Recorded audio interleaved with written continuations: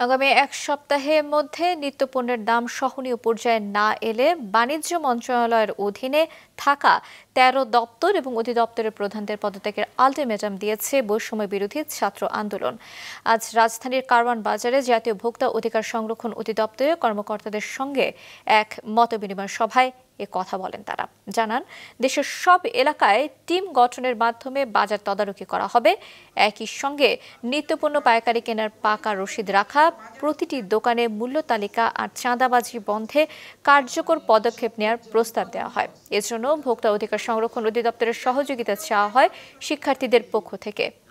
বাজার ব্যবস্থা স্বাভাবিক রাখতে বৈষম্য বিরোধী ছাত্র আন্দোলনের কর্মীদের সঙ্গে নিয়ে সম্মিলিতভাবে কাজ করার কথা জানায় ভোক্তা অধিকার সংরক্ষণ অধিদপ্তর। দ্রব্যমূল্যের ঊর্ধ্বগতি, যেটা মানুষ বেশ কয়েক বছর ধরেই মানুষের কষ্ট, এই যে বিপ্লব, এই বিপ্লবের পিছনে এই ক্ষুব্ধতাও কিন্তু কাজ করছিল।